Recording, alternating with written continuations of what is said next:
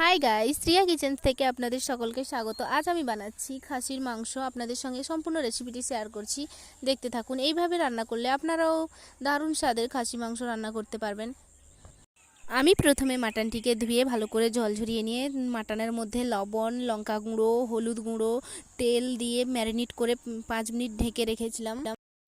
1 glass জল দিয়ে মাটনটিকে 30% আমি সেদ্ধ করে নিয়েছি। প্রথমে দিয়েছি কড়াইতে তেল, তারপরে হাফ চা চামচ চিনি, তারপরে দিয়েছি পেঁয়াজ কুচি।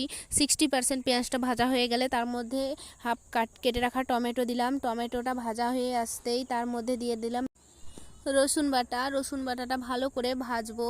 দেখতেই পাচ্ছেন আমি কেমনভাবে ভাজছি, ঠিক এরকমভাবে রসুনটা ভাজা হয়ে এলে এরকম ফেনা ফেনা উঠবে। তারপরে দিয়ে দিতে হবে লঙ্কা বাটা। আমি এখানে লঙ্কা বাটা ব্যবহার করেছি কারণ এতে মাটনের টেস্টটা খুব ভালোই লাগবে। গুঁড়ো লঙ্কা দিলেও হবে। লঙ্কাটা ভাজা হয়ে গেছে, এবার আমি দেব আদা বাটা। এবার আদাটা ভালো করে ভেজে নেব। এবার মশলাগুলিকে খুব সুন্দরভাবে ভাজতে হবে। এগুলি ভাজা হয়ে এলে এর মধ্যে দিয়ে দেব ধনেপাতা কুচি আর একটা গোটা শুকনো লঙ্কা। এগুলো দিয়ে সব একসঙ্গে ভাজতে হবে। এই ভিডিওটা যদি ভালো লেগে থাকে আপনাদের, তাহলে প্লিজ আমার চ্যানেলটি সাবস্ক্রাইব করুন, ভিডিওগুলি লাইক করুন, কমেন্ট করে জানান আমাকে রেসিপিটি কেমন হয়েছে। অল্প পরিমাণে একটু জল দিয়ে আমি মশলাটা আবার ভাজবো। মশলাটা একটু ভাজা হয়ে এসছে, এবার দেব হলুদ গুঁড়ো। হলুদ গুঁড়ো দিয়ে একটু মশলাটা নাড়াচাড়া করে সম্পূর্ণ মশলা যতক্ষণ না ভাজা হচ্ছে জল দেওয়া যাবে না, না হলে কিন্তু রসুনের স্মেল থেকে যাবে, হয়তো আদা স্মেল থেকে যাবে। সম্পূর্ণ মশলা ভাজা হয়ে এলেই তারপরে দিতে হবে মশলার মধ্যে জল দিয়ে মশলাটা কষিয়ে নিতে হবে যতক্ষণ না তেল ছাড়ছে মশলা থেকে। আপনারা প্লিজ বাড়িতে এই রেসিপিটি ট্রাই করে দেখুন, খুব সুন্দর লাগবে।